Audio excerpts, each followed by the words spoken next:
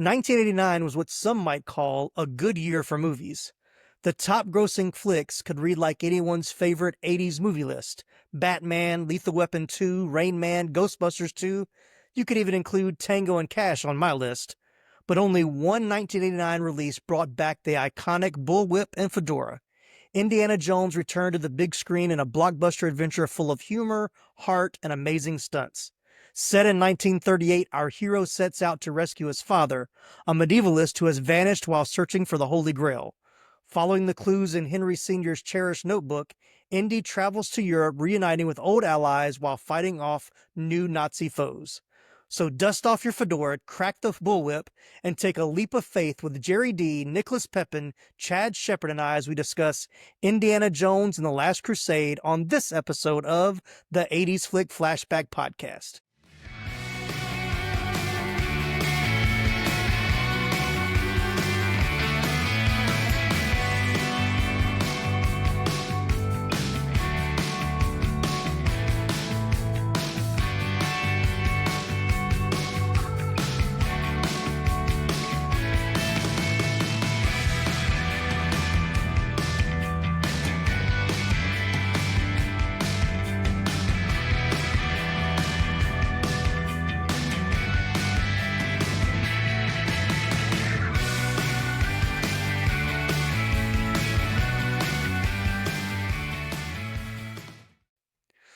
Welcome in, everybody, to the 80s Flick Flashback Podcast. I am your host, Tim Williams.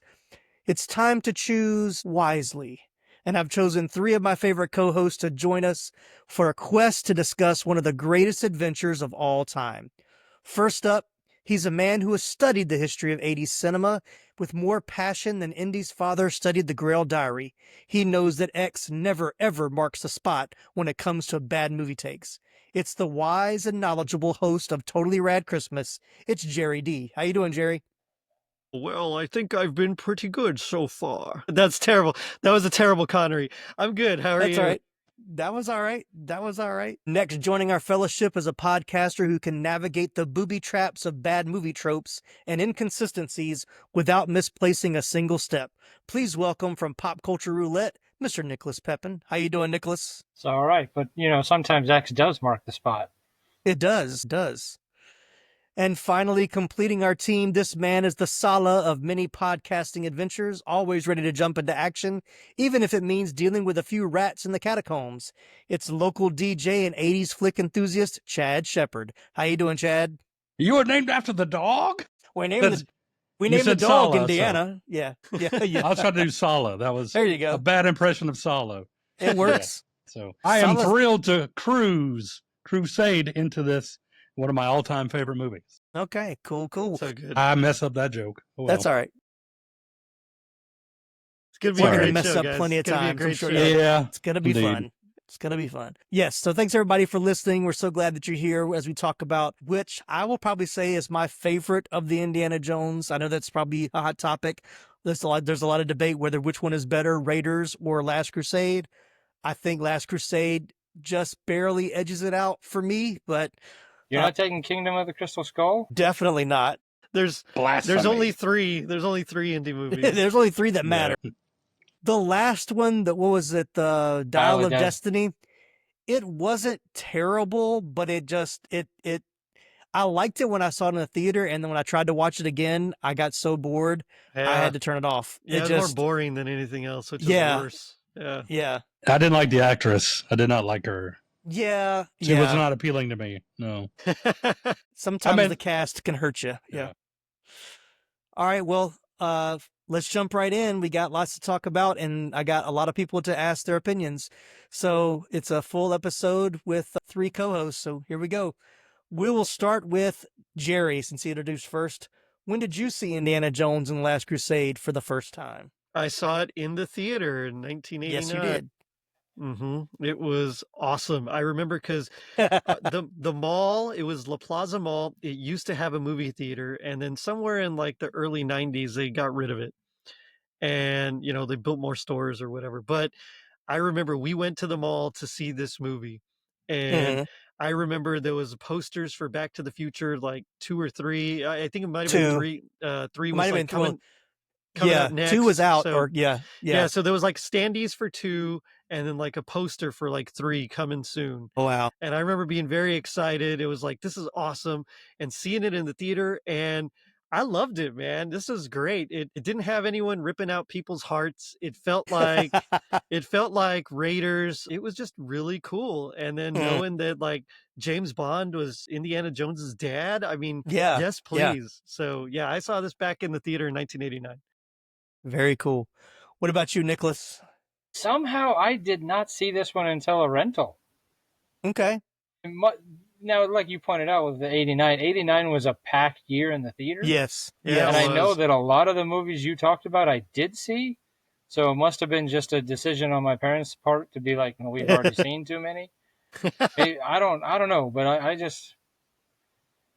I saw it and we rented it. And I mean, it's not hard to say this one's my favorite of all 5 of them, but Yeah, good choice. All right, Chad, you're up. When did you see it for the first time? I unfortunately did not see it in the theater in '89. I vividly remember my parents telling me we're going to go see the new Indiana Jones movie. But not you? It's rated PG-13. I was 10, Okay. so So they're close. like, you're not 13, Right. so we have to go right. see this. So I don't think I went to the theater. We rented it and watched it from local video rentals and whatnot. And Little did they Yeah. know that it was less terrifying than 2, which was rated Yeah. PG. yeah, Yeah. and I saw that one. Right? Right. Right. Not in the theater, but we saw that a lot. We rented that one or borrowed it from my friend or whatever it is. Yeah, I saw this one in the theater. I don't think I saw it when it first came out. I think I saw it later, and I'm not sure why, because this one came out fairly early. This came out on Memorial Day weekend, so Mhm. maybe I was too jazzed about getting ready to go see Batman. Like I knew Batman. that was coming out like the following week or whatever.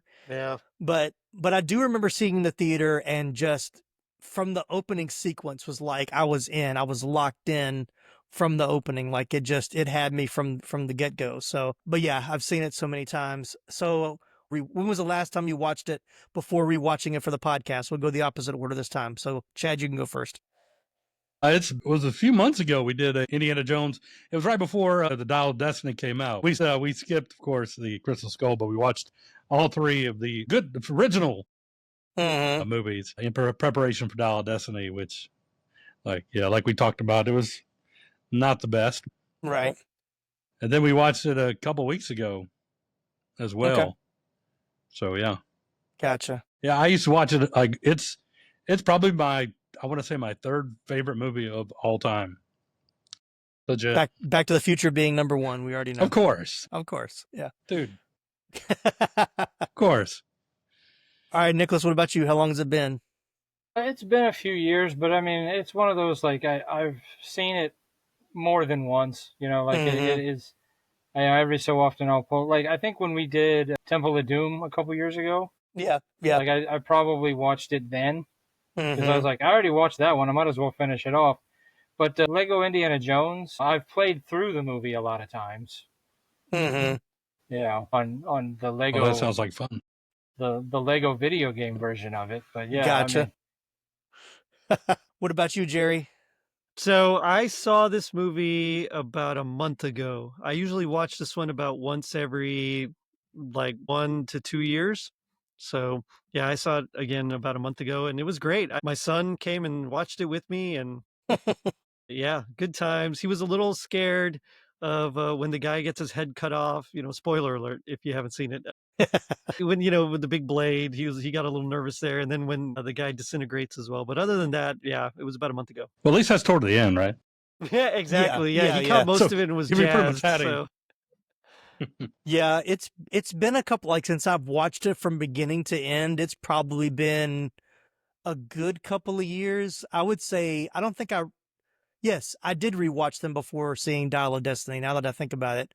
But before that, it was probably before Crystal Skull came out that I actually sat down and watched it all the way through. But, every once in a while they'll run the marathon on Paramount TV or the Paramount channel or whatever. And if I catch it on, I'll watch, as much until the next commercial. I hate watching movies with commercials now. It irritates me, especially if I own it. I'm like, why am I going to sit and watch commercials? Why am I going to watch a 2-hour movie for 3.5 hours?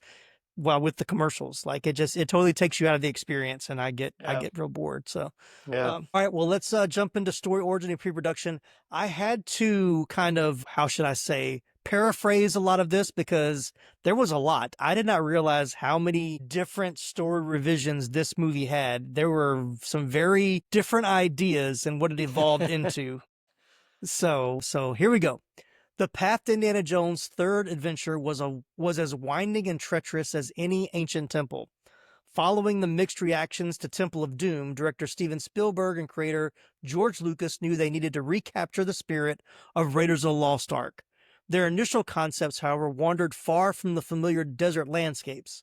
Lucas first pitched a haunted mansion, an idea Spielberg quickly dismissed as too similar to their previous collaboration, Poltergeist.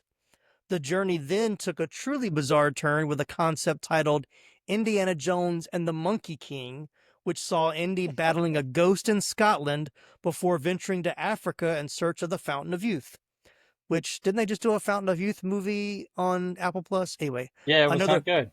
Yeah, another movie that I didn't finish because John Krasinski and I was bored. Natalie Portman, what? Yeah. Yes, Wow. yeah. Great cast, terrible movie. Yeah. Moving on. A script was even penned by Chris Columbus featuring a cannibalistic tribe, a Nazi sergeant with a mechanical arm, and Indy himself being killed and then resurrected by the mystical Monkey King. But the script's outlandish plot and problematic depictions led Spielberg and Lucas to abandon it, feeling it was just a little bit too unbelievable. What? You don't Chris say. Columbus? Yeah. I mean, Gremlins is believable. Come on. Well, because, Yeah, the for real. rest of the Last Crusade is very believable.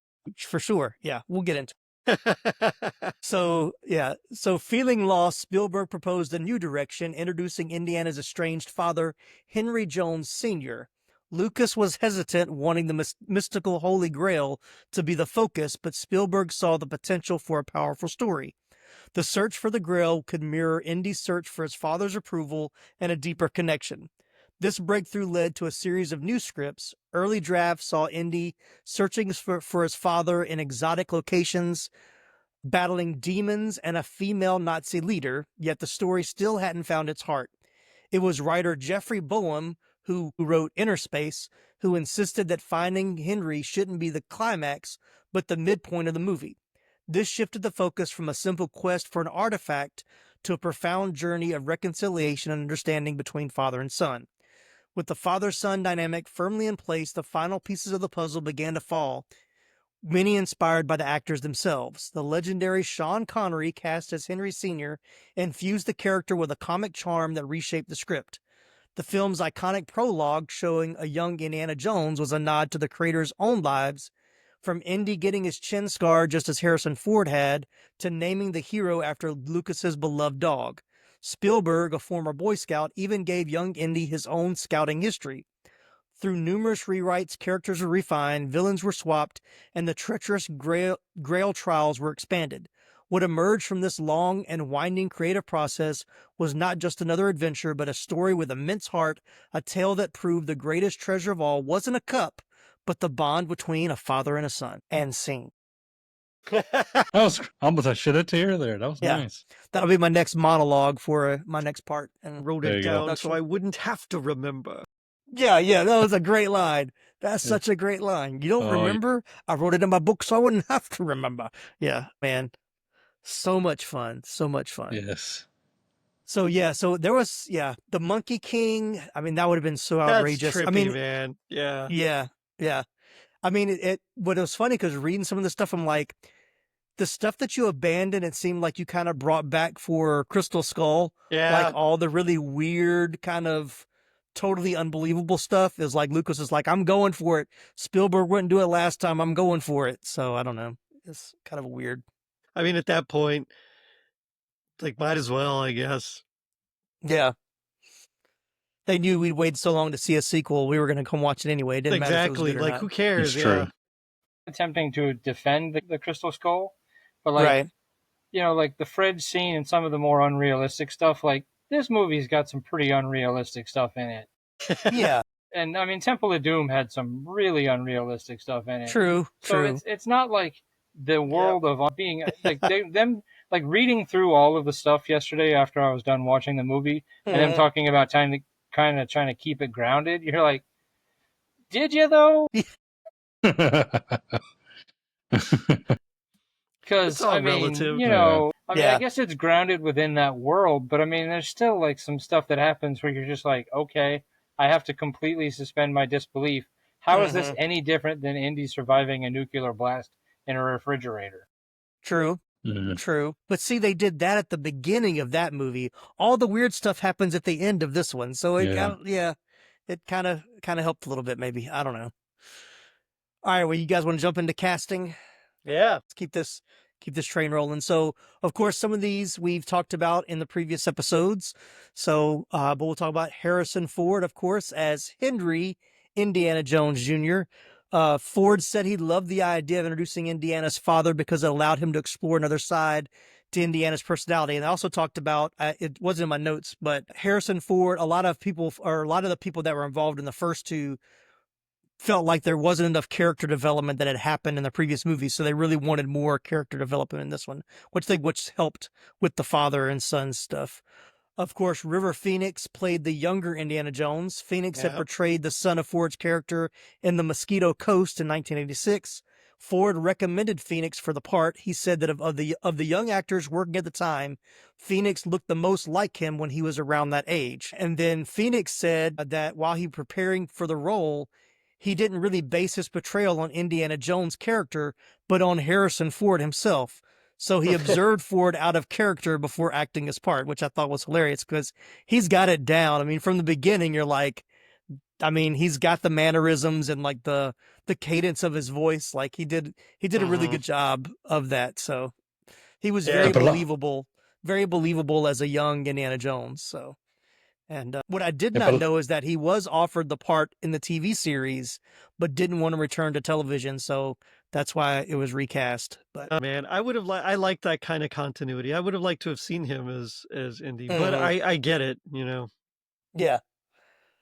I think I've tried to go back and watch the Young Indiana Jones series. I know I watched it like when it came out, but I haven't been able to get into it again since I've gotten older. I don't know. I haven't been able to find it. Like I've been trying to find the stream. Like it's not streaming anywhere. I'm sure YouTube probably has it, but yeah, it was on Disney for a minute. Yeah. So Disney Plus. So maybe they took it anymore. off. Yeah. Because when they got all the Indiana Jones, like when Disney bought Fox or whatever, and they were able to bring it over to Disney Plus, they had all of it on there, and that's when I tried to watch it then. So maybe they'll bring it back again. I don't know. So, didn't Harrison Ford actually cameo in it? I want to say I think he did, or he did like a voiceover or something in like the first episode or something. So, like he had a beard or something like that. Trying to remember. No, the guy who played him was a different actor, I think. The one who was like supposed to be the 100-year-old Indiana who was telling the story of him as a kid. I think that was a different actor, though. I don't remember. It's been too long. I don't either. Okay. It could be. Sidebar. All right, so moving on. So we got Sean Connery, who we talked about in previous episodes like The Untouchables. But Spielberg had Connery in mind when he suggested introducing Indiana's father, though he did not tell Lucas at first. Consequently, Lucas wrote the role as a crazy, eccentric professor resembling Laurence Olivier, whose relationship with Indiana was more of a strict schoolmaster and student rather than a father and a son. Spielberg had been a fan of Connery's work as James Bond and felt that no one else could perform the role as well. Spielberg's biographer, Joseph McBride, wrote, Connery was already the father of Indiana Jones, since the series had sprung from the desire of Lucas and Spielberg to rival and outdo Connery's James Bond films. Connery, who had not wanted to do major franchise films since working on James Bond, found those roles dull and wanted to avoid paparazzi attention. He initially turned down the role, and also he was only 12 years older than Harrison Ford, but eventually relented. Connery, a student of history, began to reshape the character, and revisions were made to the script to address his concerns. He said he wanted to play Henry Jones as kind of a Richard Burton. He said, I was bound to have fun with the role of a gruff Victorian Scottish father. Connery believed Henry should be a match for his son, telling Spielberg that whatever Indy had done, his character had done, and had done it much better. But did you get that out of his performance, that character had done stuff like that?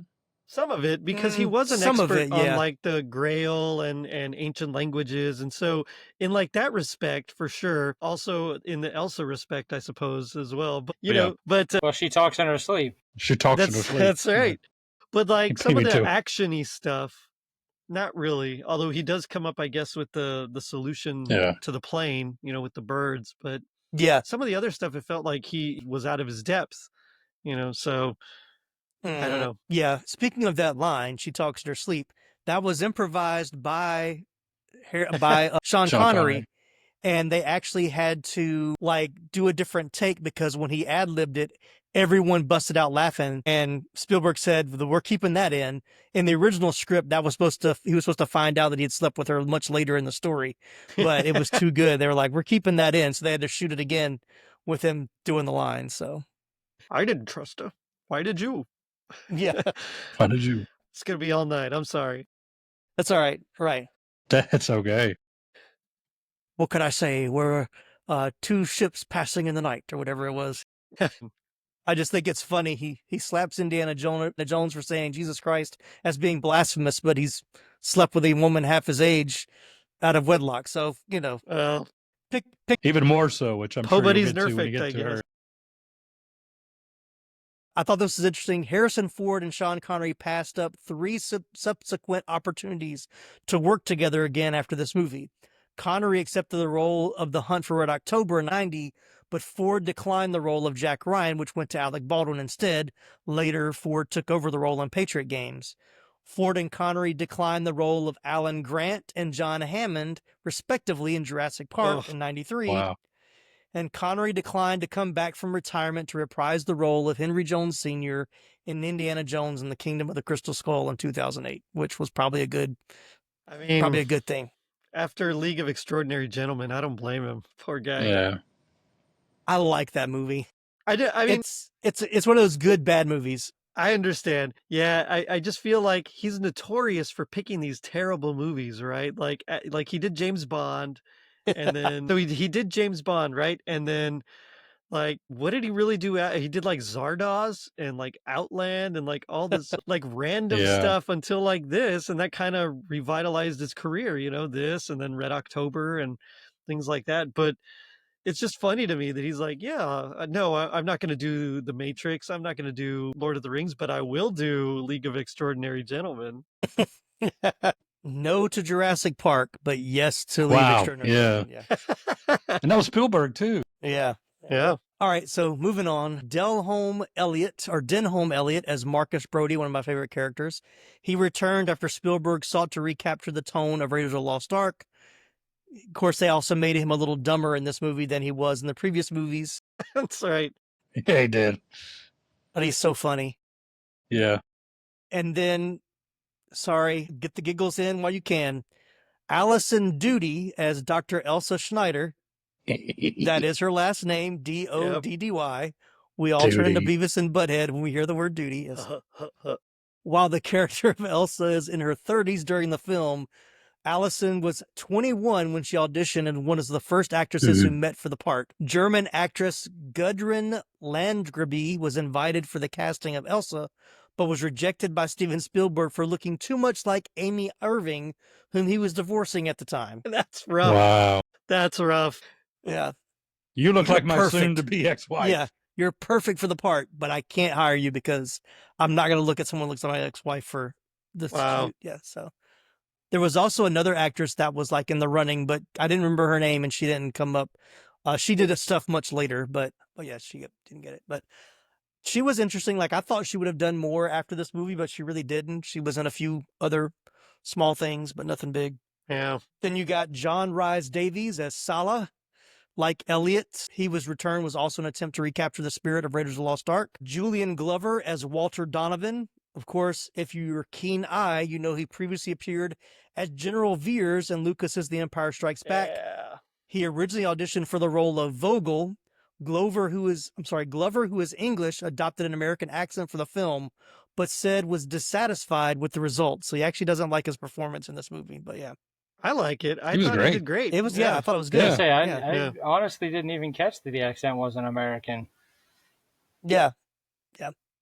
It has a little bit of a hint every once in a while, but because he's working with the Germans, I just kind of let it slide, I guess. But yeah, and then we've got Michael Byrne as Ernst Vogel, the brutal SS officer. I put him down because Byrne and Ford had previously starred in Force 10 from Navarone in 1978, in which they also respectively played a German and an American. So they're used to fighting even before this. And then the character named Fedora in the credits, played by Richard Young, was in the script originally named Abner Ravenwood. Why? Ooh. Because he was supposed to be Marion Ravenwood's father and Indiana's mentor, who was mentioned in Raiders of the Lost Ark and later in Kingdom of the Crystal Skull. That would have been cool. Yeah. I like that idea. I thought that would have been a nice little nod.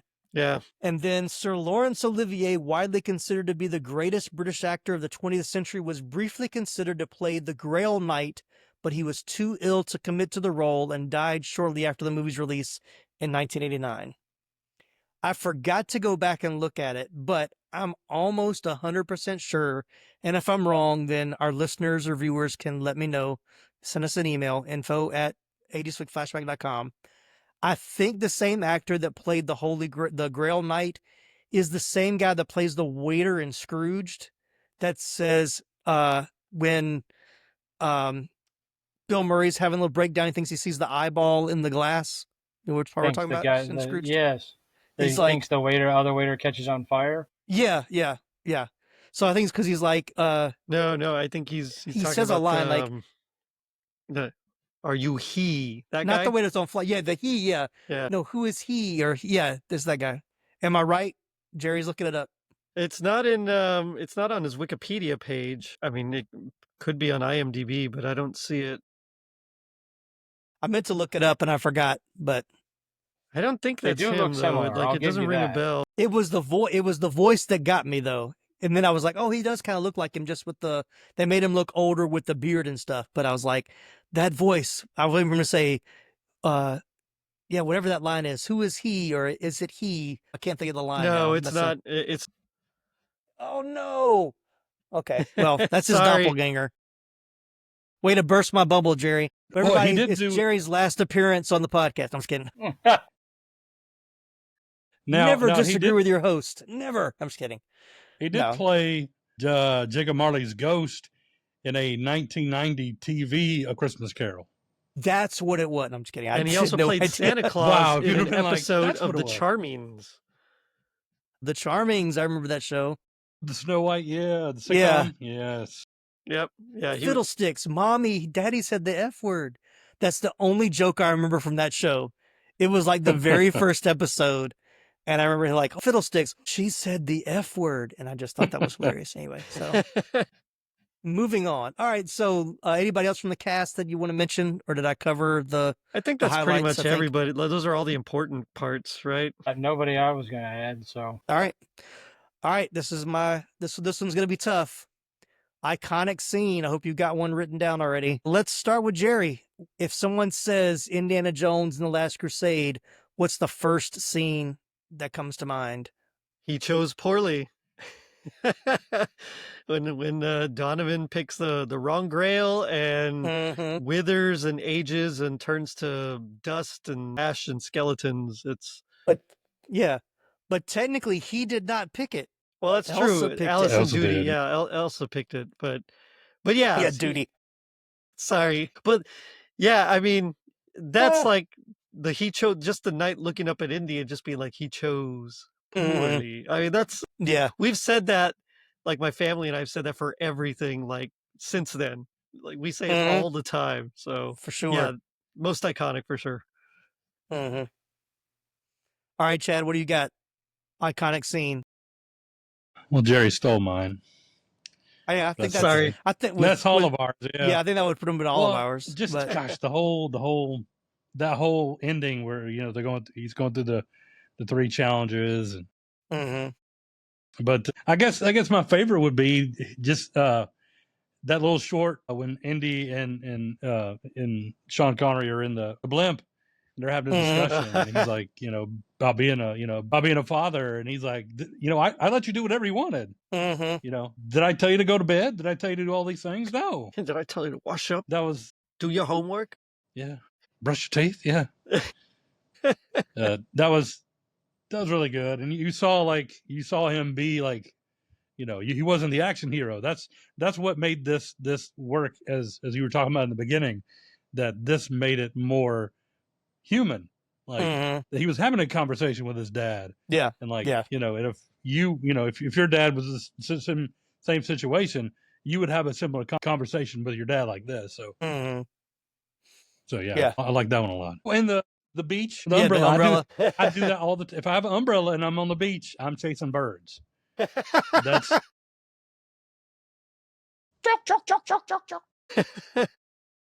I remember my Charlemagne. Sorry. Okay, go ahead. All right, Nicholas, Sorry. what about you? Iconic scene aside from what's been mentioned? Yeah, aside from, because I had written down like all three trials, not just the one, but I think the other iconic scene for me is that like when Indiana meets up with Henry for the first time, like halfway through the movie, like just the castle. like the castle, like breaking in with a fake Scottish accent, then breaking the fake Ming vase, and then being tied up and like getting in the fireplace, Dad. Yeah, just that whole it's just like once they meet up, it's like the ball just gets rolling. Yeah. It definitely jumps to it, like everything accelerates at that point. Like it's moving at a good pace at that point, but once Henry Sr. is on the scene, it becomes its own it's a different type of adventure that kind of separates it, because the first part feels like your typical Indiana Jones movie.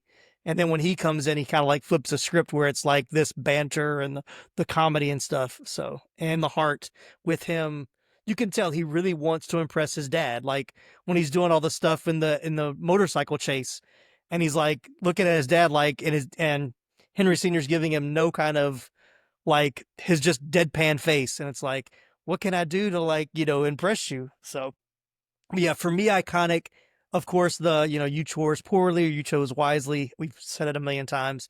The other one for me is the scene where he's on the tank, and the tank is about to go over.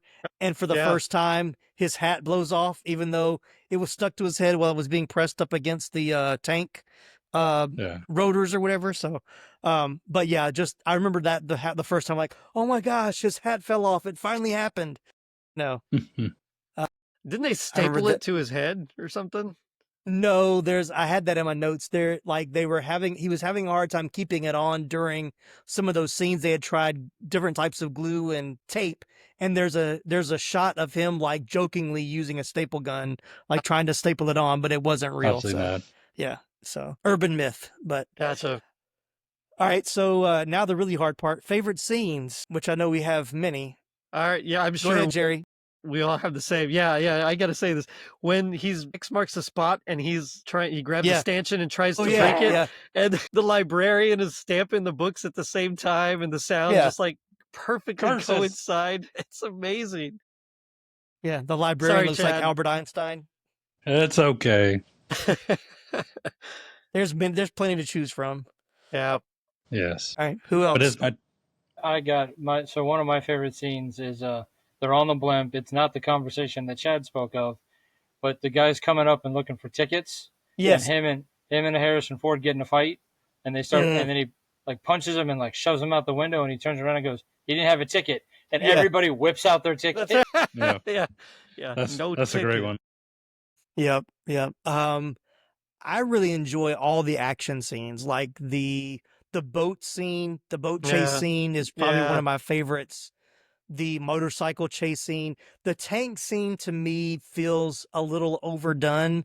Like it just, and you go in the notes, like that was supposed to be a much shorter scene, but Spielberg kept adding, like everything come up with different ideas and they kept adding to it.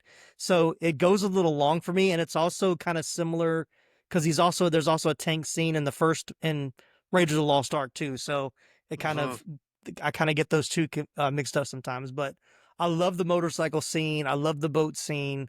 I love the opening sequence with the young Indy, when he comes out of the cave, he's like, everybody's lost but me. Like that is Indiana Jones. Like that was a perfect line. But yeah, and then of course, him going through the three trials to get to the Grail are so good. The penitent man will pass. The word of God, Jehovah starts with an I, in Greek, and then of course the leap of faith. Which I just thought was it was so cool back then. It looks a little cartoonish now, like going back and looking at the effects, but yeah. But for 1989, it's not bad. And that was some impressive technology from prehistory or whatever, building in invisible bridges back in, the single digits or whatever year it was they built. Right. And then do they, like, when he breaks the letters that are wrong, does somebody come back and like put new letters there so that the next person knows that they're not supposed to? Anyway. But also, I'm trying to talk about stabilizing. What is stabilizing those letters? Like, is it just these really tall pillars that real thin? I think so. Yeah. And I did read like the leap of faith, like the bridge in the original script, in one of the scripts, it wasn't like hidden, like it wasn't already there. It was supposed to be a lever that let the bridge down up the part of the lion, but they ended up changing it. Like I think Lucas's group, the Industrial Light and Magic, they ended up ILM. They ended up doing the special effects for that portion. So, which is kind of rough because there's one shot when it's moving and he's walking across. He's actually walking like on the very edge. Like he's not in the middle of the bridge. He's like right on his left foot is like hitting the very edge of the bridge. Anyway, that little piece always bothers me when I see that. But anyway, the other scene, which, I didn't really want to talk about it, but I'm going to talk about it. The only like really big scene where I'm like, how, like, make it make sense is, let me Meeting find Hitler? it. No. Even though that part two was like, watching it again, it's like, I know he had to go there to get the book back from Elsa, but like him coming face to face with Hitler was kind of like, okay, it's the third one you're always fighting. Well, that's not the third time fighting the Nazis, but it's like one of his biggest enemies. Right. Yeah. Get up the stakes. It was like, yeah. Okay, here we go. When Indiana's bag is caught on the tank's gun and is being dragged along the wall, no stuntman was used. Harrison Ford did it himself. The crew just went along with shovels, tipping dirt and clay on him from above. That's not the part. During the fight on the tank, when Indy falls and is hooked on the gun, it never shows how his strap actually became wrapped around the gun. And also, when he climbs back aboard the tank, it doesn't show how it got loose either. And that scene always bothers me. I'm like, how did it get around? Like, because that's the gun that's like a spread out because Indy put the rock in it. So like, how did it even get on there? And then how did he get it off? So anyway, that's my continuity issue. But he's Indiana Jones. I don't know if I ever paid attention to that. Yeah. That's the problem watching these movies 100 times because you pick up on stuff like that. The first time I watched it, I didn't care. Yeah. But when you've seen it 50 or 100 times, it's like, wait a minute. How did he even get stuck like that? Okay. I tell you, it was really nice seeing Sala again. Yeah. Yeah. Oh, yeah. He's such a good character. I love the scene with him and Marcus. Run. What's that? Yeah, you want to see my papers? My papers right here. Run. It's like, how many times do you have to say run before Marcus is actually going to run? And then, of course, him running into the, what looks like a market is the back of the Nazi truck, which was a nod to the scene with Marion and the original Raiders when she moves into something that's also a facade as well. So, yeah, I love John Rhys Davies. He's fantastic. Oh yeah, I was a huge fan of Sliders. So yes, and Gimli. Him and he was good on Gimli. that show. Yeah, another iconic character. Yeah. Yes. I think, and I could be wrong, but I feel like the beginning with the young Indiana Jones was a lead up to the 3 trials that he had on the train he would face later. Because, you know, he had the thing with the snakes, he did the one with the rhino, and then he did the one with the lion before. Yeah, I didn't even think about that. That's true. So, like, he did 3 things on the train, kind of foreshadowing he would do the 3 things later at the Petra. Being that this is still the era where most of the movie is done practical. Yes. Most of the special effects, for the most part, hold up. There's some that are a little, but a lot of the circus train special effects kind of didn't hold up as well. But I mean, I can easily see why that part of the movie was so well done, even though it doesn't really hold up. That they're like, let's do a whole TV series of that.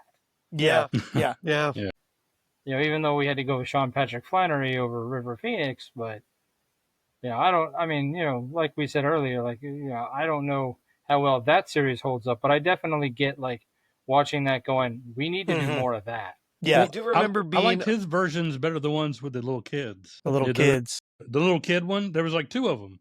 One with Patrick Flannery, whatever his name is. And then there was one with like a little kid. Yeah, a little kid. Yeah, I do Yeah. remember that. Sorry, Jerry, go ahead. No, I was just going to say, I remember when the show was announced, and I was a little bummed that it wasn't actually like Harrison Ford's Indiana Jones. I was like, oh, he's a kid? Come on. Like I just wanted more content. Of course. Yeah. Of course. All right, well, let's jump into some other scenes and trivia. I have a lot. I'm probably going to put more in the show notes. In the beginning of the movie, when Professor Henry Indiana Jones Jr. is teaching his class, he says, if it's truth you're interested in, Dr. Tyree's philosophy class is right down the hall. This is a reference to Ford's own professor. Ford was a philosophy major, Dr. William E. Tyree at Ripon College in Ripon, Wisconsin? Help me out, Nicholas. R-I-P-O-N? Ripon. It is Ripon? Yeah. Okay. No disrespect to Ripponites in Wisconsin. Riponians. Like That's what they're called. You won't I don't know. I mean, As long as they have a Culver's, that's okay. guaranteed they got a Culver's, but Yeah. So this movie has the most chase sequences of Indiana Jones movie with 6 different types of chases. Foot chase, train, boat, motorcycle, plane, and car. This is also the only movie in the franchise to have a boat chase or a train chase, that is, until the 5th installment, The Dial of Destiny. I did like this. The temple at the end of the movie does exist, but it's not in Alexandretta. It is in Petra, Jordan.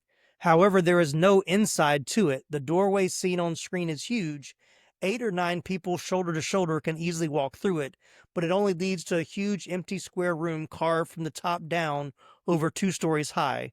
Similarly, they wouldn't be able to get lost down the valley as it stretches for about a mile or so, and there's no other route but out.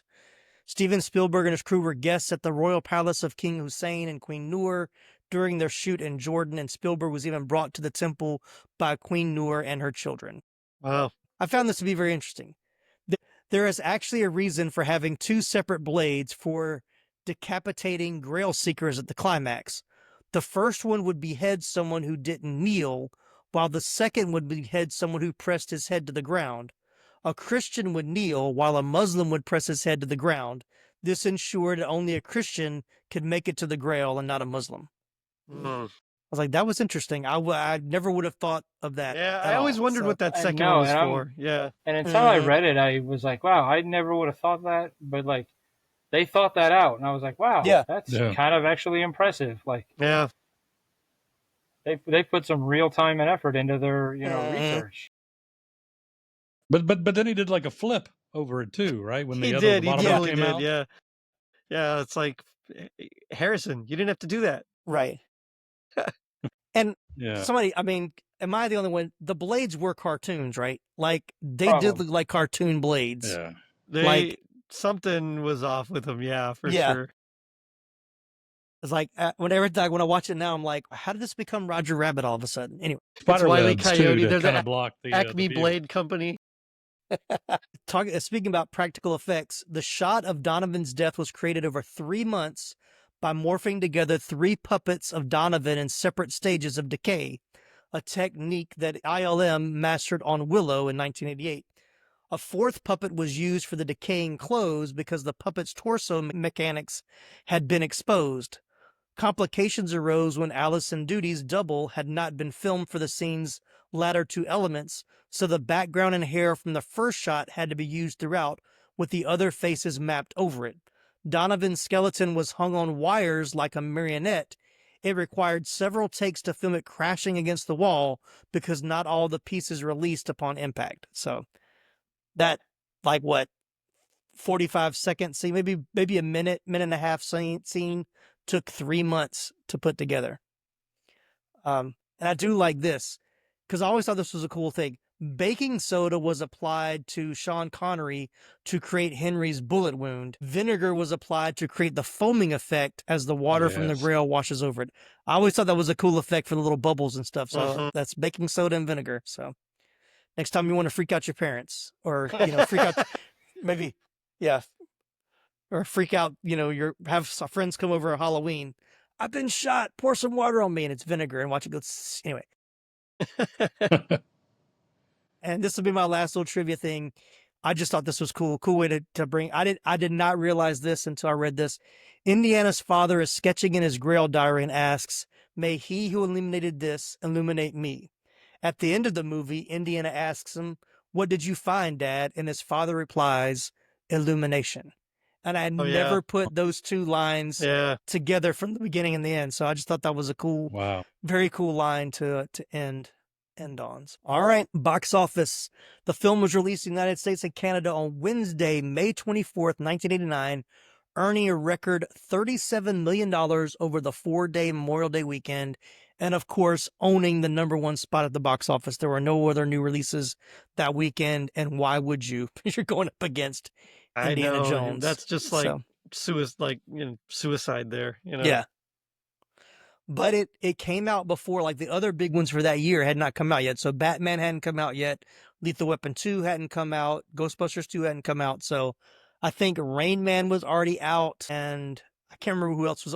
Like I looked at the top 10 list and it wasn't like really big movies. Like those were like the spring movies that were trying to get out before the blockbuster season of the summer. So, but yeah, that was the official first blockbuster of 89 and became the highest grossing movie.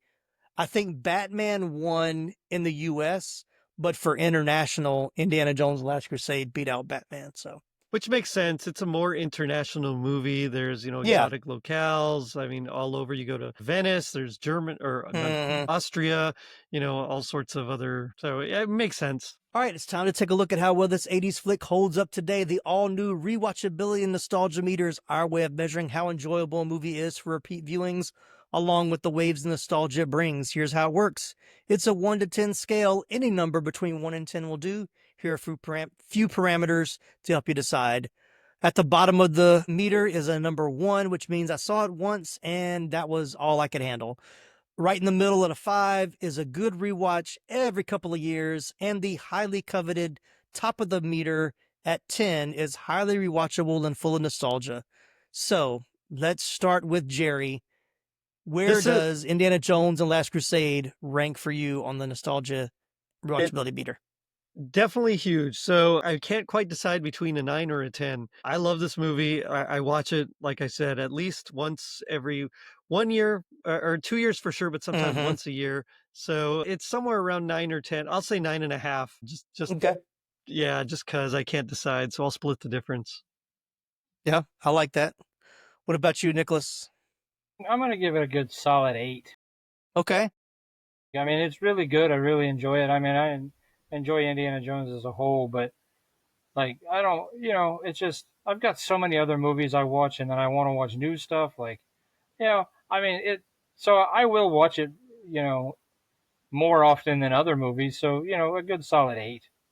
Okay. Yep. I like it. 8's a good one. All right, Chad, what you got? I'm right there with Gerry. It's 9.5 for me. I will watch this. I'll watch this anytime if you put it on. I'm going to sit there and watch this movie. I love this movie. I've loved it since I first watched it. I really wish my parents would have let me go on to see it in the theater. That's so Not that wild. yeah. Well, they were sticklers for that for some reason. Like rated PG-13 movies had just started too. Right. That Yeah. wasn't like a thing like a couple of years before that. Yeah, but I will say, like, when it first started, it got real. They didn't really know where the parameters were, so there was a lot of That's PG-13 that was like borderline. Oh yeah. So I could see them being a little skeptical, but And you're right. And Temple of Doom, was scarier. Yeah. yeah, And well, and Temple of Doom was one of the movies that created the Yeah, PG. exactly. Exactly. Yep. So yeah, definitely 9.5 for me. Yeah, I was ready to give it a 10. I mean, this was going to be like the first one that I've given a 10 to on the podcast. And then I heard myself say, it's been a couple of years since I watched this all the way through. So it's not one that I watch all the time. So I'm going to give it a very strong 9, probably close to like a 9.5, like you guys have said. But as I said before, it's my favorite of the Indiana Jones movies. I like Raiders. Raiders is a little slow to get started. It takes a little while. It has a great beginning, but it kind of lulls a little bit in the middle. But rewatching this one, it gives me all of those summer blockbuster is like a true popcorn flick, like something you just go to, you just want to escape and have a good time. And I will say, this is the first movie that I watched. My wife got me a video projector and screen, like for outdoors, for cool. Christmas. And I had it hanging up on our back balcony for a little while, but it's summer and the bugs, mosquitoes, even with like the little anti-bug things around, I was never able to finish a movie out there. So we have kind of an unfinished basement downstairs. So I decided to I think it'll fit.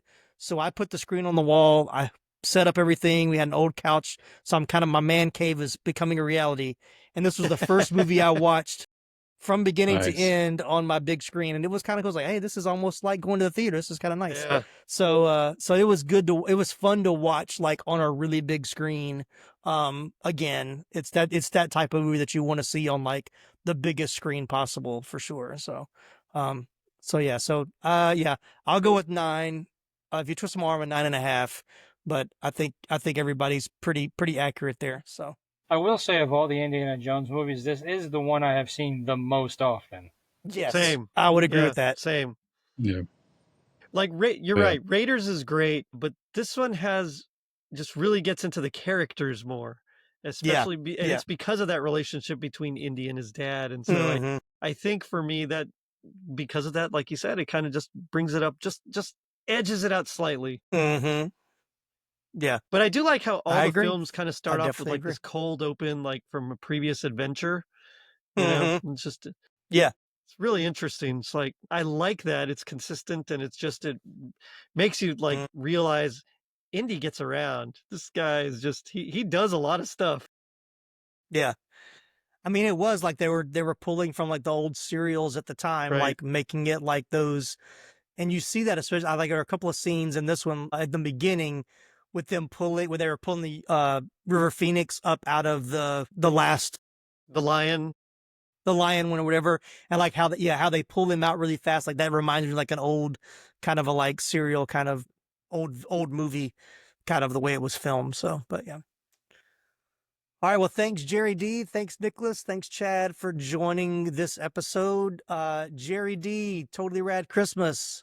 It's Christmas in July. What do you guys got going on? So for Christmas in July, we talked, Better Homes and Gardens. We talked Lupin the Third, Part 2, Beverly Hills Teens. I don't know if you remember that cartoon. There was, one that's coming up is MTV's Headbangers Ball. Like they had a Christmas. All right. Ooh. A Headbangers Christmas from 1988 and Mr. Dress Up, which was like a Canadian Mr. Rogers. And so a few things. Yeah. Pretty excited. Got some fun stuff coming up. Very cool. Nicholas, what's going on over at Pop Culture Roulette for July? I'll just doing figuring it out week by week. Figuring out week by week anything and everything we want to talk about. We talk about it and just have a lot of brackets, games. We try to amuse ourselves, and hopefully we're amusing everybody along with it. So if you want to find us, Pop Culture Roulette on Facebook or Instagram or anywhere you can get your podcast. Definitely check out Totally Rad Christmas and Pop Culture Roulette for sure. And then Chad, still the afternoon DJ at the radio station? I sure am. Yep, still there. And if any of your viewers, listeners are in the McDonough area, I do want to give a shout out. We mentioned Culver's. My wife and I host a game group that meets the second and fourth Monday so tomorrow from our recording, not when it's released, but second and fourth Monday of the month. We have a game night. It's called Game Night Bites. You can go to GameNightBites.com to check it out. My wife did a great job with the website, and we're excited. We're trying to expand it, and it's at the Culver's in McDonough, Georgia. So if anybody is in the area, come on by, play a game, have some food, and yeah. That's the only thing I can shout out. So that's good. I love Culver's. Give me the cheese dipping sauce for my fries, and I'm a happy man. It's tomorrow. Well, again, I know this will come out later, but from this recording, it is tomorrow. So all right, cool. Yeah. Well, thank you guys so much for joining. Always a pleasure to have all three of you guys on the show.